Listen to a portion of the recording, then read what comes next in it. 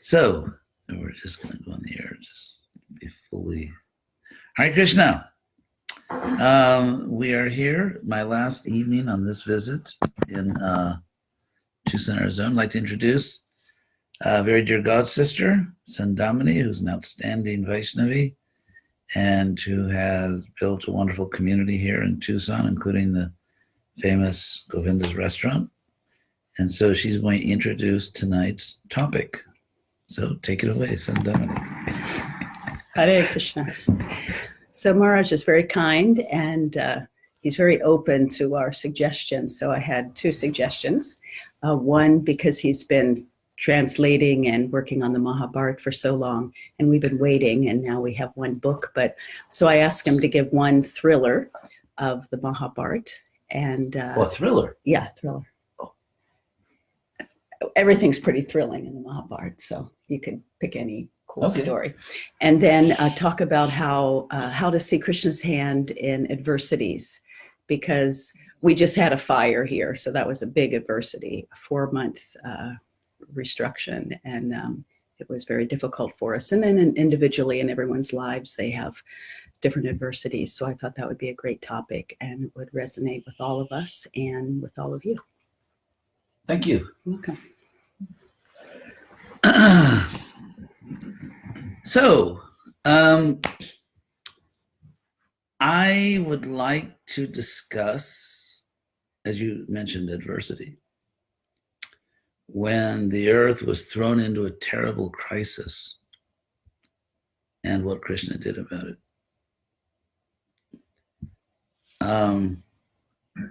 That meets the topic, doesn't it?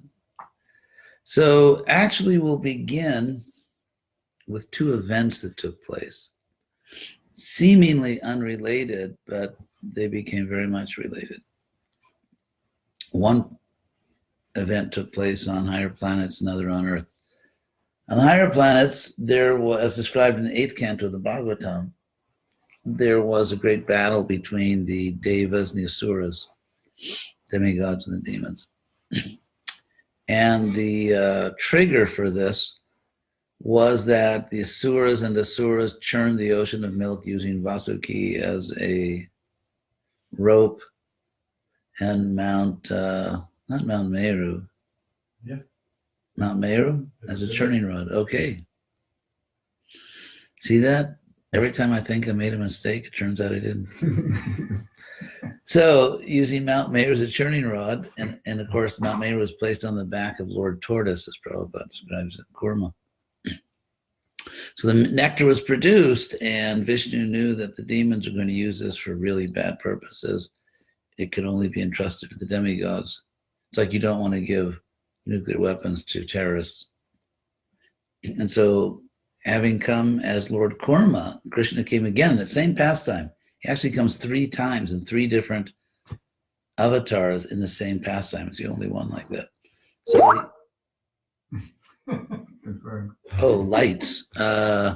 Actually, I was going to mention that. It's kind of dark. Do we have any more lights? We don't. Is there a lamp anywhere here? If you, there's a little switch. Maybe you can get this light brighter. It's the one on the top right, the blue one. Yeah, there we go. I guess that's what we've got here. Yeah, brighter. Stop. Because it'll start getting darker. Very good. Well done.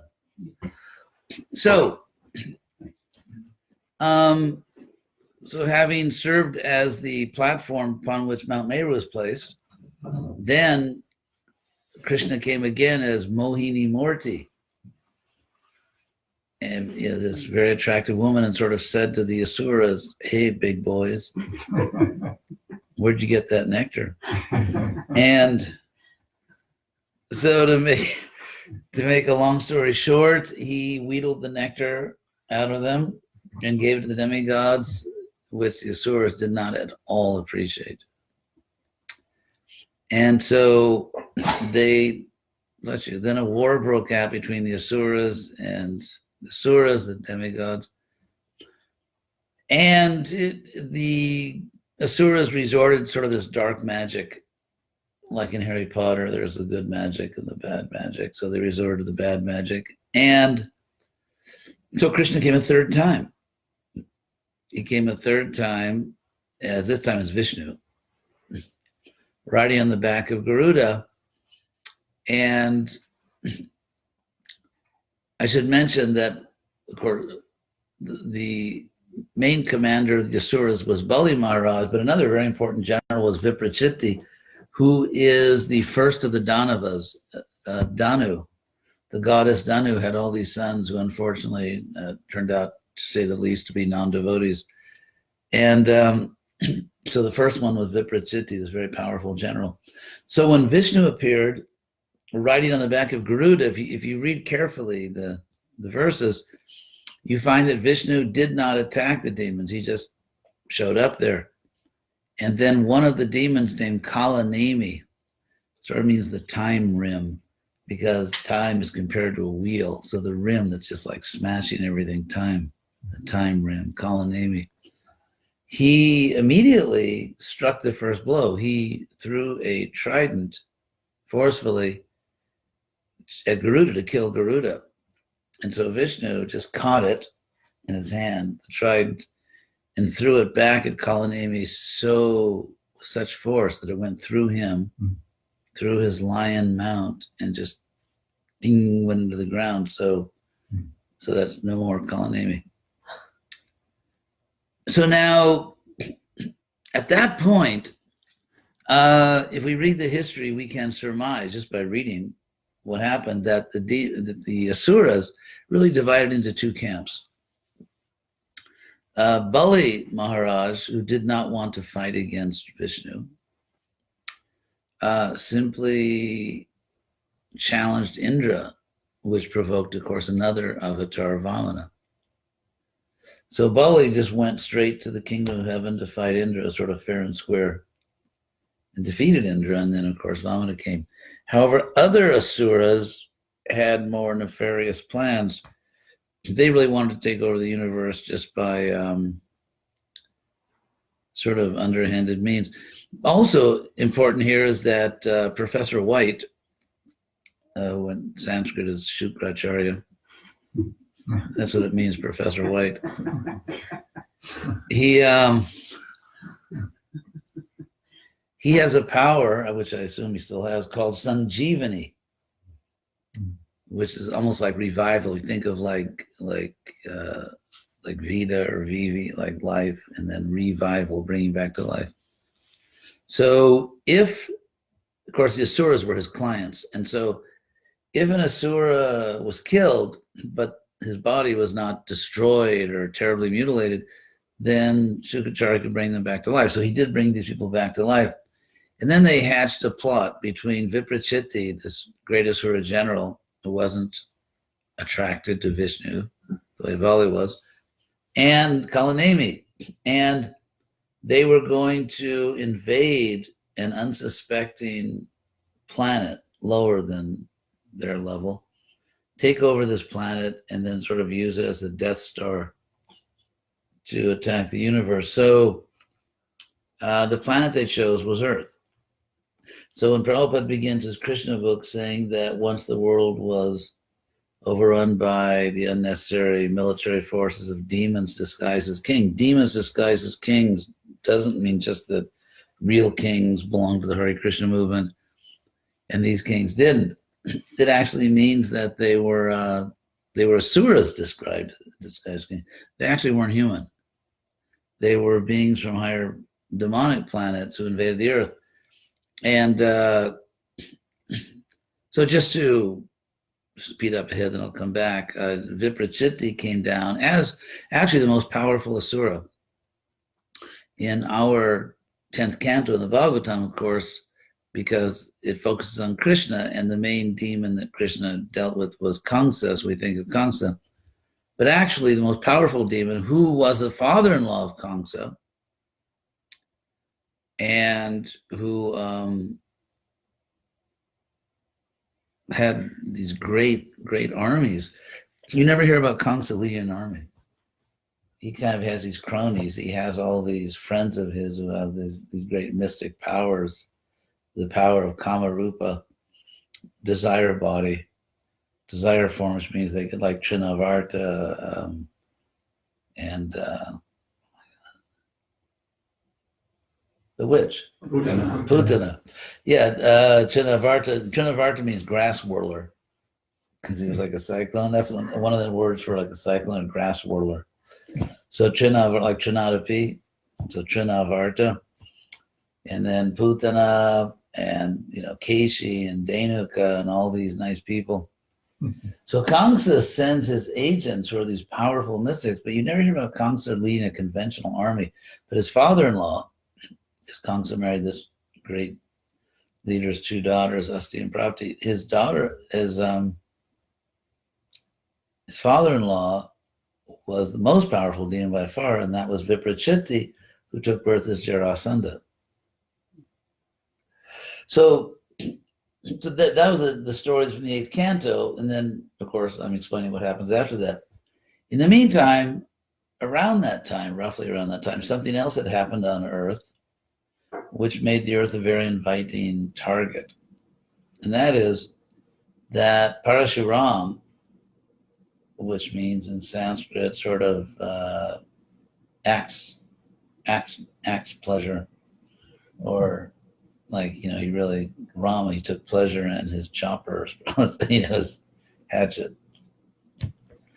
Parashu means an axe or a hatchet, and then Rama taking pleasure.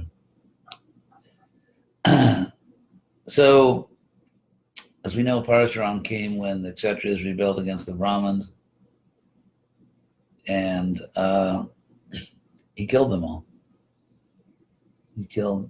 And to show you how this happened so long before Krishna came, when the Mahabharata story takes place, Parashuram is still on the earth. In fact, Karna, who was the same generation as the Pandavas and Krishna, approached Parashuram, so he's still there. But when Parashuram killed all the kings, obviously it was a problem, major. Not only a political problem, because who's going to govern the world? It's going to be chaos. But also it was a personal problem, because you had all these young Kshatriya girls. There's no one to marry. So the wise people decided that these young Kshatriyas, it's this feminine word Kshatriya, the young Kshatriyas would approach the purest Brahmins who would give them sons. And that's what they did. So the result was, as the Mahabharata emphasizes, that the earth became so sublime. There was no crime. There was not even like lying or cheating.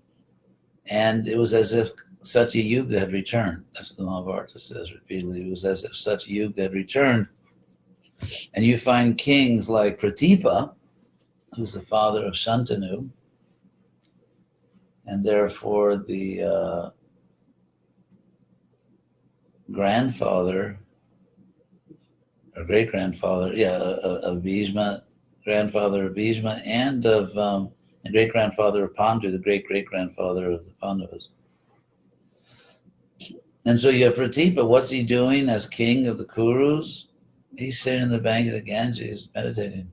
He's doing yoga, just for the benefit of all beings. And then you get another powerful figure, Vasu, who's going to become very important in the story. Vasu is a major figure. Devotees don't know about him so much. He's a very major figure in the Mahabharata. And what's he doing? Meditating, doing yoga. Of course, in his case, so we'll get back to Vasu. So therefore, the asuras looked around, I guess the galaxy, and they thought, wow, easy pickings. The earth, because here you have this earth, which is prosperous, it's booming. It's a time of economic plenty, and there's no crime. There's no problem. So the kings just do yoga. And, it's kind of, they're sort of naive and unsuspecting. Great place to take over. So how do the asuras plan to take over? Well, first, how we read in the beginning of the 10th canto how the earth took the form of cow went to see Brahma, and they went to the ocean of milk and spoke to Vishnu. But exactly when did that happen? Well, I'll explain when I think it actually happened. So anyway, so the asuras are clever. They're not just like goons. I mean, they're very smart. They're misguided at the deepest level, but material affairs are actually quite sharp. And so they have a couple strategies. This is all from the Mahabharata. One strategy is that they take birth as ferocious animals because that way they can kill the Brahmins without violating Dharma. Because they know that you sort of pile up points when you do yoga, austerities, and then you sort of spend it when you do bad things. Either when you try to enjoy some special way or do bad things. So they also, this is very clever, they take birth in the families of the greatest dynasties. They take birth in the greatest dynasties so that without firing an arrow, they can actually take over kingdoms. So they're using their power to choose their birth to actually take over kingdoms. And then, so let's go back just a little bit. There was a prince named Vasu, and you'll see why he got the name Uparichara Vasu, which literally means upwardly mobile Vasu, because he was a member of the Kuru dynasty. He was actually in the Kuru line, but he was a secondary line. He wasn't of the main line that actually inherited the rule of Hastinapur. Hastinapur was the traditional capital of the Kurus. And so often in history, whether in Europe or in India, other places, there are more princes than there are kingdoms to go around. So he doesn't really have a kingdom to inherit. He thinks like, what am I doing on this planet? So he goes to an ashram, a remote ashram, to perform yoga, and he thinks maybe I'll become an Indra. Nothing's happening down here. Maybe they got a better party going on up there. So Indra comes down to him. Indra comes down, and besides, the predictable thing, you don't really want to be Indra, do you? But he doesn't, but he's actually treats him very nicely. And this is my interpretation as a historian of what happened, because in a sense, this had to have happened to explain everything else. And Madhvacharya said some things in the Mahabharata have been lost, so I'm sort of trying to reconstruct this. That basically Indra, he would have told Vasu, you should stay here on Earth, which he does tell him actually. You should stay here on Earth and be a king on Earth. And of course Vasu would say, I'm not a king, and Earth doesn't need kings. There's not even shoplifting, not to speak of like violent crime.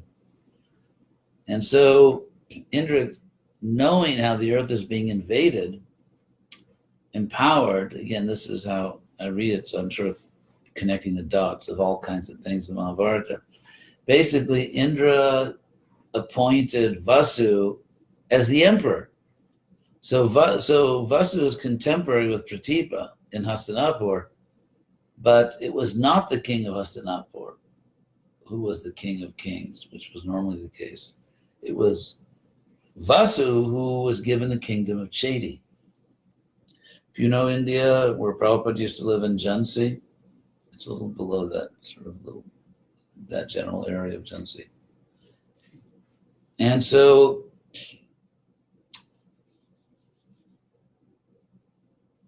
he makes him the king of Chedi, and he makes him the emperor of the world.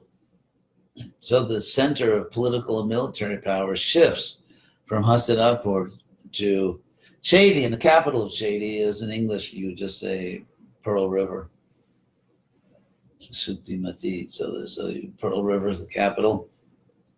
And then Indra gives Vasu this very cool thing. It's a crystal airship that moves by the mind. I mean, sorry, Elon Musk, So it gives him this crystal airship that's moved by the mind, and which I understand to mean that he was supposed to protect the earth because he can go everywhere. But now the asuras are very clever. So this is Indra's plan.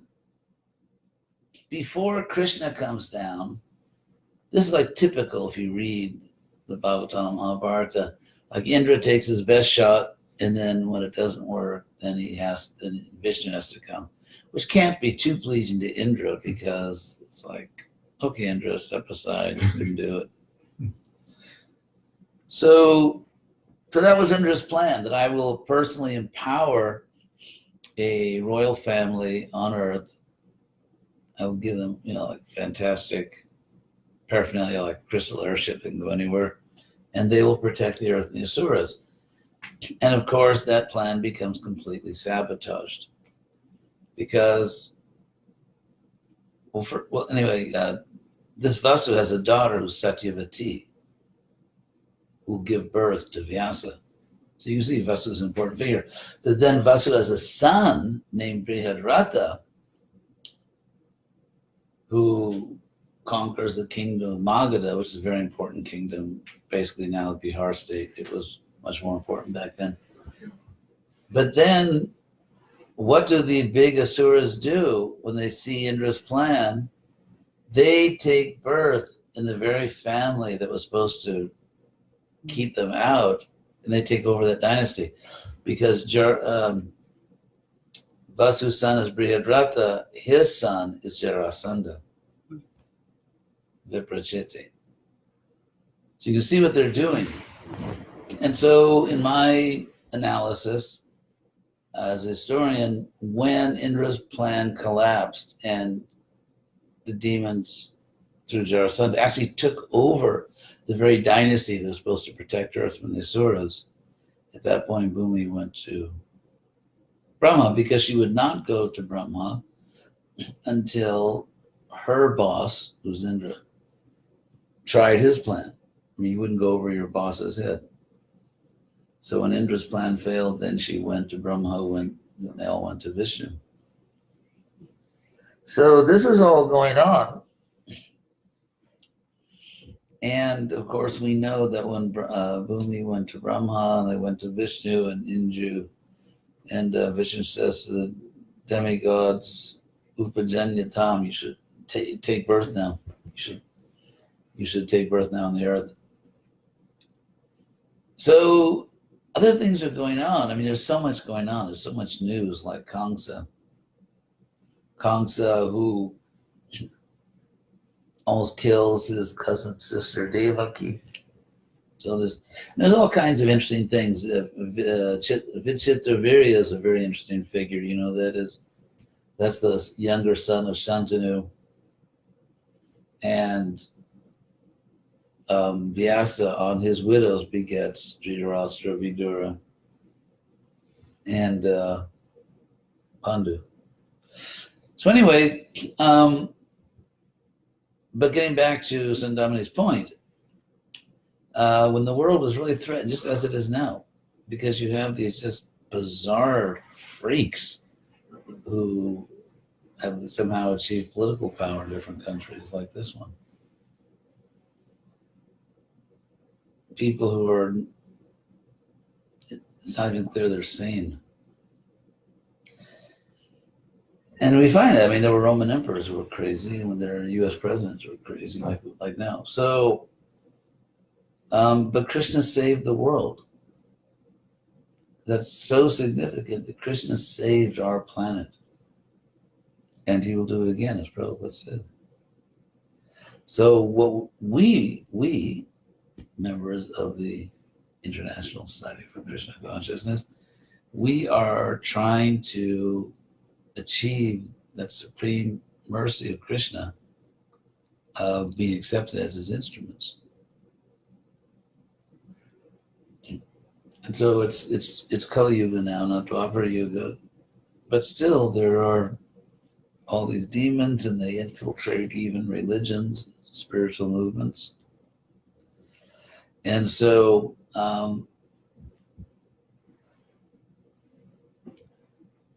So that whole thing is thrilling. I mean, we can read about it, but imagine if you were there at the time. Imagine if that was the headlines, that was the world news.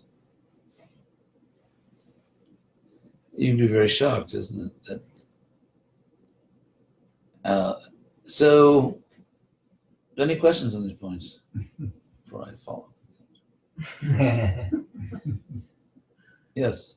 How did the distributor, what killed him? His honeymoon.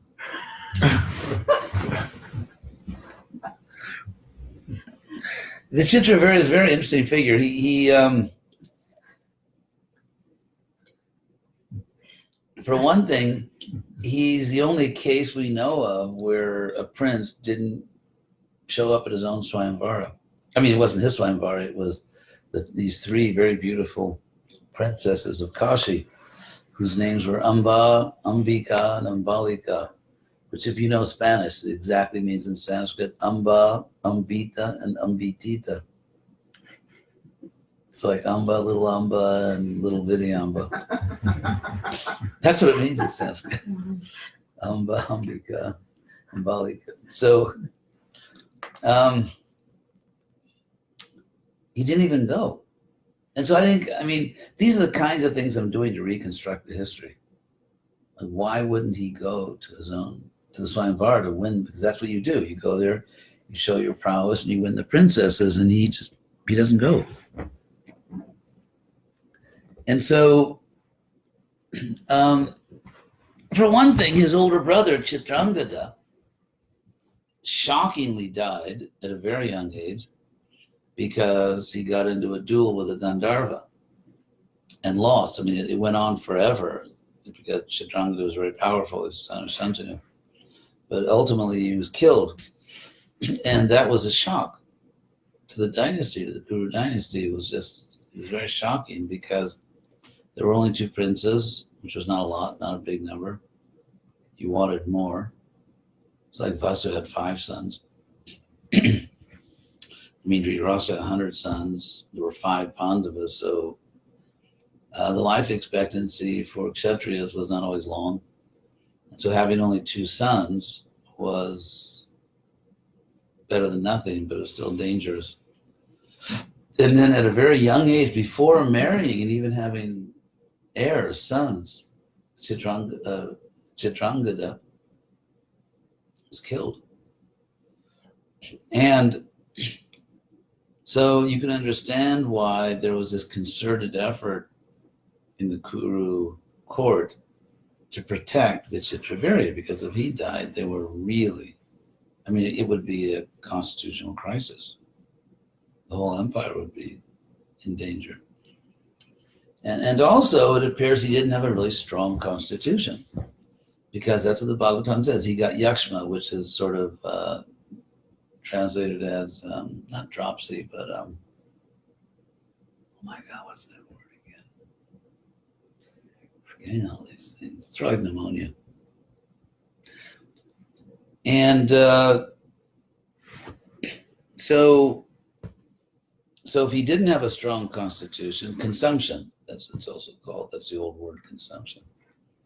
So if he didn't have a strong constitution and he was the last heir and hadn't yet gotten any sons, you could see how they were really protective of him. And so he didn't go to his own, the Swayamvara, which he was supposed to, get princesses. And Bhishma went, it was kind of like the, some great NFL team playing against a high school football team, and I wonder who's going to win this. So Bhishma went and brought back these princesses, and then one of the most powerful stories. It's just so powerful. I mean, for someone like me, I'm trying to be a writer. It's just it's not intimidating, but it's such a powerful story that it's really a challenge to do justice to it. And that is the story of Amba, because she already had a little private agreement with Shalva that she was going to marry him. That's who she wanted to marry. But then Bhishma came, and he just kind of blew everyone else away and took all three girls. And of course, Shalva tried to win her back, and Bhishma smashed him, and for Kshatriya, that was a level of humiliation that was just unbearable. So when Bhishma gets back to the Kuru court with these three girls, Amba explains humbly that actually I already gave my heart to someone. And so I guess Bhishma tries to convince her to stay. No, actually he doesn't. Well, he sent, no, that's right. First he sent her back to Shalva, who was sort of this macho, well, I can't say the word here because it's a Hare Krishna program, but anyway, sort of macho guy, and he's insulted that she would even come back. Like, after Bhishma humiliated me and after you spent the night, that was a big thing. You spent the night in their house. That was a big deal. That, of course, I'm not going to take you back. And she was begging him, I love you, we love each other and all that. And so she's heartbroken, and so she goes back to the Kurus. She explains to Bhishma what happened. She says, okay, so now I'll stay here. But then Bhishma sort of invokes the same rule that, well, you spent you went to his door. And so you really have to put yourself in Amba's place. Because here is, first of all, she's the eldest of three daughters, which means that she always had the best of everything. She grew up as this, princess of an important kingdom. I'm sure anything she ever desired was given to her at once. And nothing ever went wrong. She was beautiful. She was intelligent. She had a completely charmed life. There was nothing but success. And it was just a matter of course, she'll marry some famous prince and she'll be a world leader. And then suddenly when she goes to, after she went to Shalva, and then she's rejected, which shocked her beyond description. And then she goes back and they reject her, and suddenly this princess, who was one of the leading princesses in the world, most sought after, very beautiful, she sees her life just crumbling in front of her eyes, and her options are running out.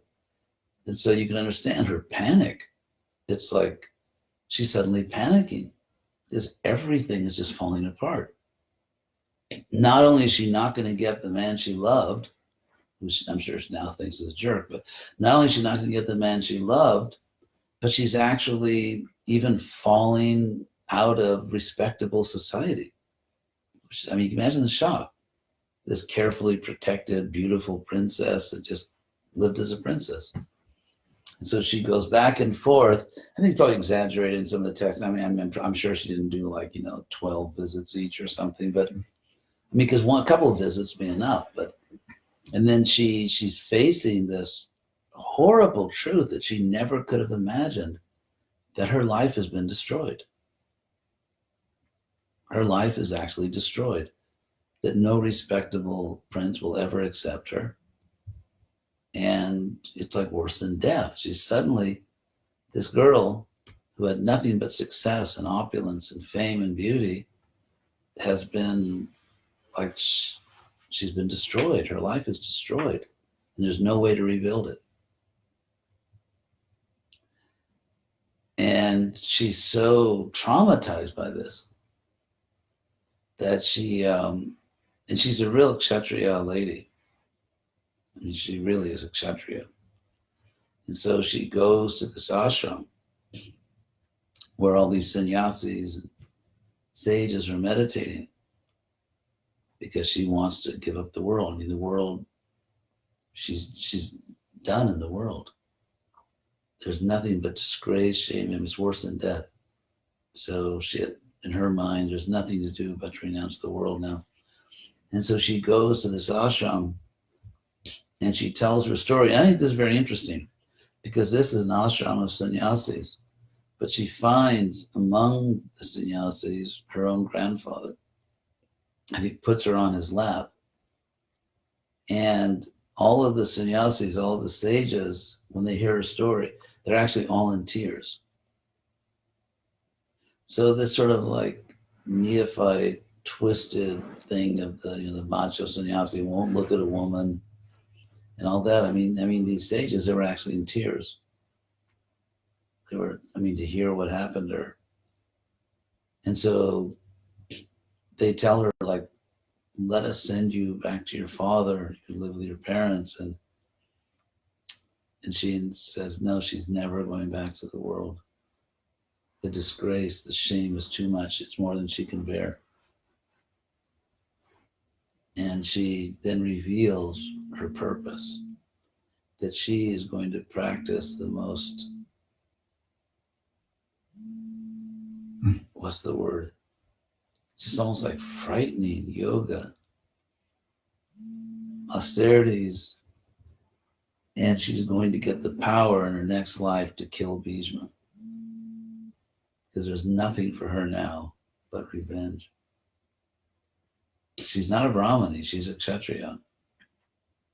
And they keep trying to dissuade her and tell her, whatever we have, we'll give you, or go back to your family, or just practice, meditation with us.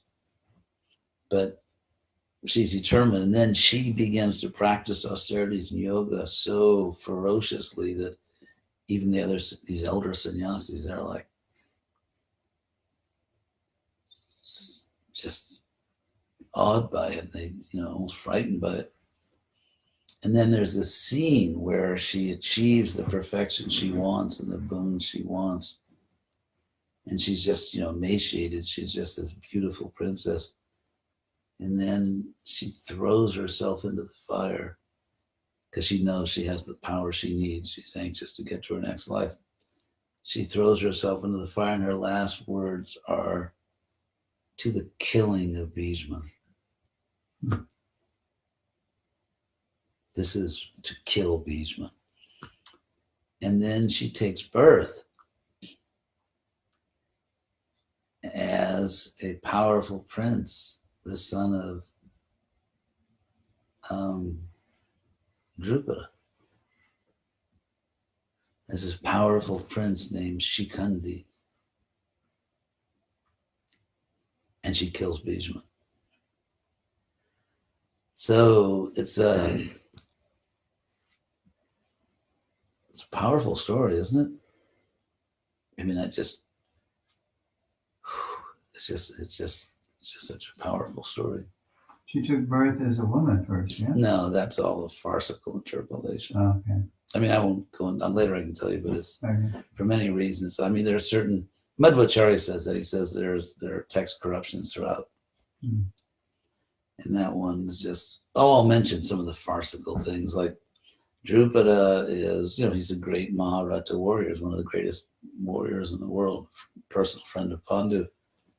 And so, anyway, it's just so silly and ridiculous that he actually, because also we know from the Gita, Jung Vapi Smaran Bhavam, whatever you remember at the time of death, and she and Amba's thinking of nothing but Bhishma and killing Bhishma. There's all these interesting things, isn't it?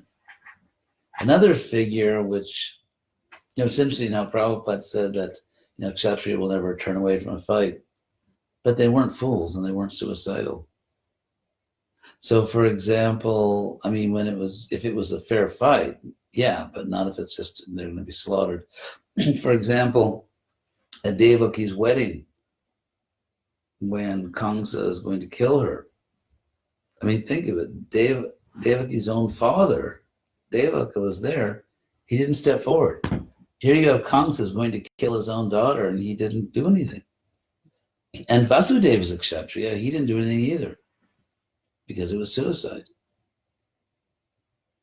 Because it would have been suicide against Kamsa. So the Kshatriyas, they're not foolish. But Devaka is very interesting. He's the same generation as Vichitravirya. Anyway, there's so many things to go into. So any questions on these stories? So when Bhishma said, so what's the actual fact? Because Bhishma said, no, I will not just put Shikandi in front of Arjuna. I will never shoot at someone who used to be a woman. But that's ridiculous because every man used to be a woman. Is that what he meant? So what is No, but it's ridiculous. Okay, since you brought it up again, I don't. In my view, that's not what actually happened. I think, you see, it gets into the whole. And why did he put Shikandi in front of him? He didn't. Oh. We put Shikandi in front because Shikandi had the power to kill Bhishma, Oh. Okay. and He Arjuna actually had didn't. the power. He had the power. Yeah. Shikandi is a man's name. Shikandi is a man. Yeah. So So it was Shikandi's arrow that killed Bhishma, not Arjuna? I'll have to go back to that, but yeah, I mean, Shikandi was given the boon to kill Bhishma, and he did. The Mahabharata is a very corrupted text than what we have now. For example, I'll tell you. So, according to the corrupted Mahabharata, Amba took birth as Shikandini, and then now I'll start all the impossible. It's just like this farcical carnivalesque thing that was put into the story for entertainment. Shikandini is of marriage age. She's already married, but her father doesn't know it's a daughter. I mean, really? I mean, anyone that ever had a kid, let's say a woman, you have a daughter, and the kid's maybe 16 to 18 years old, and your husband doesn't know it's a girl. I mean, then, so that happened, a king comes to marry his daughter to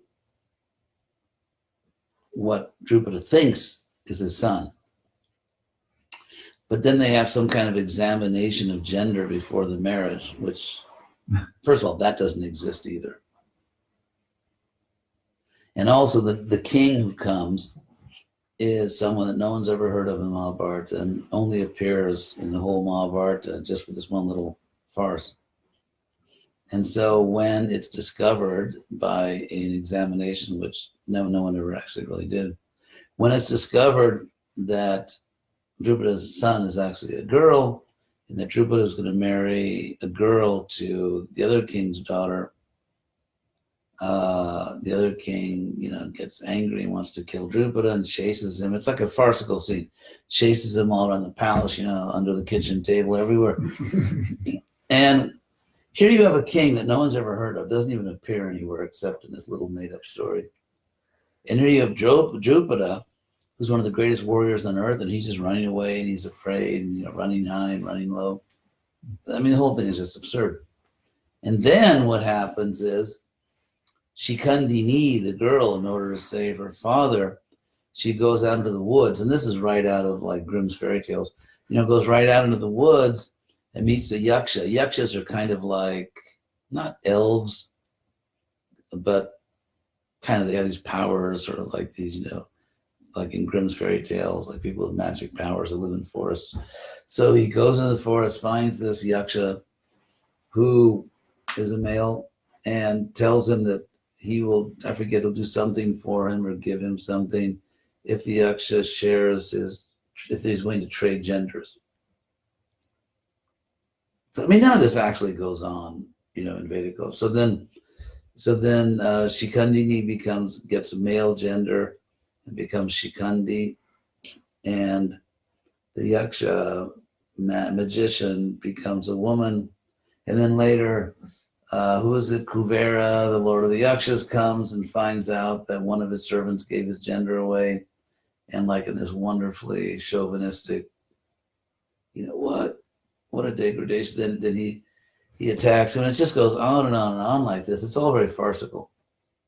The other part of them, and it has nothing to do with reality. I mean, it has nothing to do with the story. Another part, which is very almost like comically formulaic and carnivalesque, one important scholar said, is the Virat Parva. Is what? Virat Parva. The exile. That's the Pandavas. They're 1 year incognito. They go to Virat. Oh, really? I really like that. No, I'm not saying it didn't happen. Don't tell me. No, no. Okay. Let me clarify a confusion I just created. That really happened. I mean, the Pandavas really did go there to hide, and they really did, basic things. But here's the farcical part. Well, it's not a farce if you know what really happened. Because what happens is, first of all, the Pandavas, or I think was it 13 years cognito, 13 years in the forest, and everyone in the world knew where they were. They were world leaders. Everyone knew where they were. And many great kshatriyas and sages went to visit them in the forest. It was public knowledge where they were. And then when they had to go incognito one year, there's an obvious logistical nightmare. Because the rules were that if Duryodhana discovered them during their incognito year, it was like 12 or 13 more years in the forest. And so how did the Pandavas go from where they were, everyone knew who they were, where they were? How do you get to Virat, kingdom of Virat, without everyone knowing it? They had a boon, I thought. Yudhisthira got a boon when he had to answer those 3 questions. And he said, and it was actually Dharmaraj's father, and they gave him the boon that said, okay, you guys won't be discovered during your last year of incognito.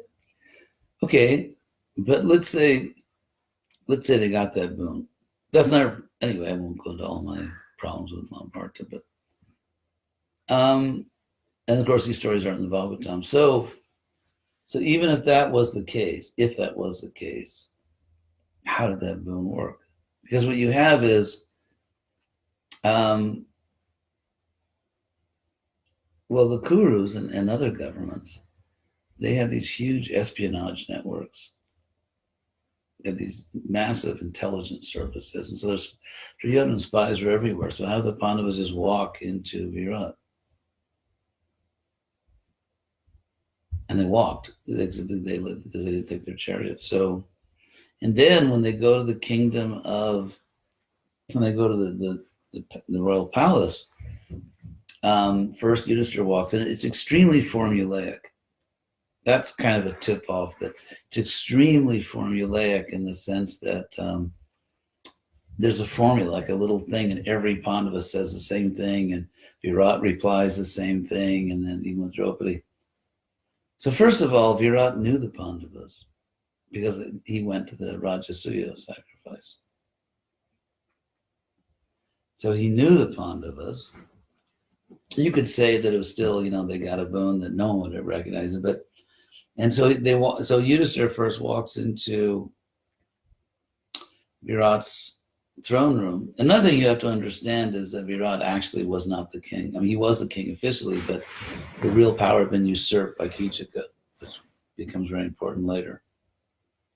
So, so the king says, "Who are you?" And Yudhisthira gives his false name, and I'm a Brahmin. I teach gambling. And then Virat says, "Well, you don't look like a Brahmin. I don't think you're a Brahmin."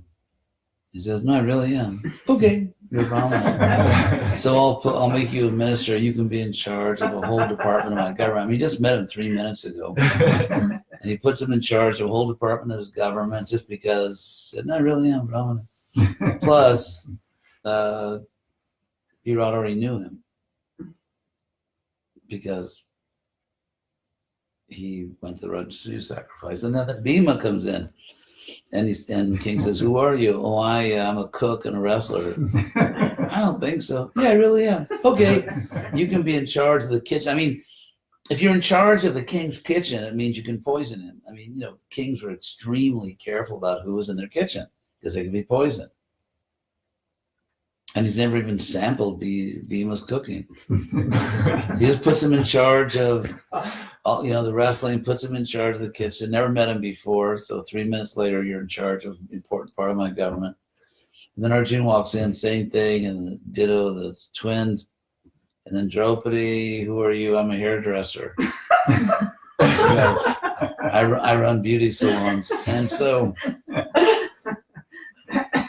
Sairundri, and then the king says, "You don't look like that. I don't think that's who you are." "Yeah, I really am." "Okay." So Does Madhvacharya cite these like Virat and Shikandi? no, he doesn't talk about details. His concern is more with trying to show that Bhima is more important than Arjuna, which is kind of a particular thing for his movement.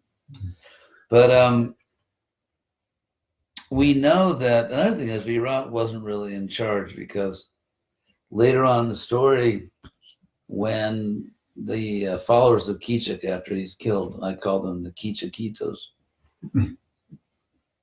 The followers of Kichak, they want to throw Draupadi in the fire because their master was killed trying to get Draupadi. And so Draupadi runs to the king and says, "You have to stop him." And by the way, that Kichak is the king's brother-in-law. But when they try, or even the Kichakitos, and the king says, "I can't do anything," because actually they've taken over the government. Kichak is a demon, and his followers, the Kichakitos, they're actually called Anukichakas or something like that, which means Kichakitos. And so the king can't protect Draupadi because he's afraid of the real power in the kingdom, which is Kichak and his followers. So, yes. From this, we can conclude that the hack Bollywood script writers have been a long parampara tradition in Indian history, corrupting the text long before there was film. Yeah. It's because it was an oral tradition for thousands of years, and it's much too big to memorize. And so you can look at Mahabharata manuscripts, surviving physical manuscripts from different parts of India, and there are some differences. I mean, it's still the same story, basically. And so the Bhagavatam corrects it, because this is the last thing I'll say, because it's getting late. And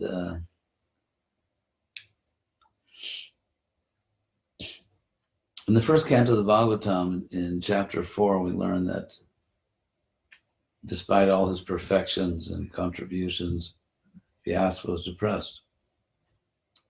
So then, beginning of chapter 5, his guru comes to him, Narada Muni. Narada comes and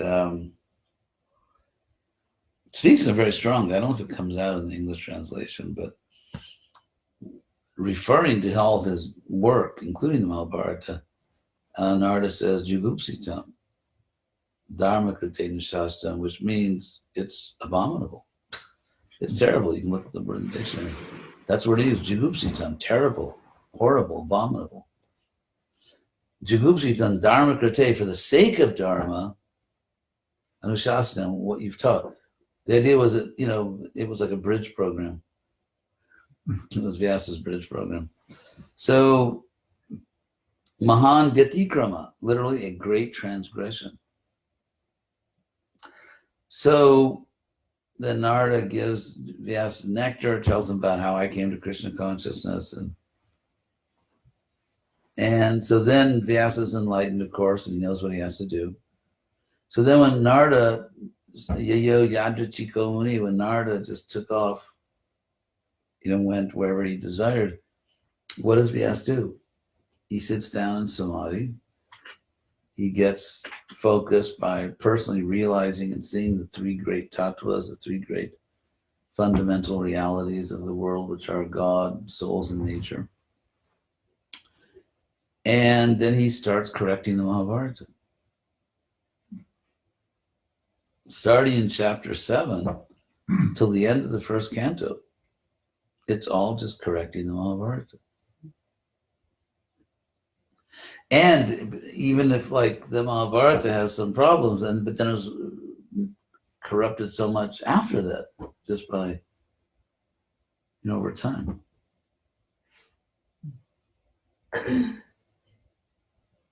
Was that your main drive in wanting to translate that particular book and write about it, is to correct all the misconceptions? Well, I just started at the beginning. I just want to start at the beginning, but I want to do a historical novel, because the Mahabharata, I mean, it's a big book, but it's not that big. The reason it's so big is because it has just like innumerable side stories, which are called upakyanas, or junior narrations. I mean, they go on forever. So if you take out all the side stories, it's kind of, that's what Charles Dickens did. That's why his books are so big too. So if you take out all the side stories and just tell the main story without repetitions, which is another problem that occurred, it's a big book, but not that big. You know, it's maybe a book like that or something.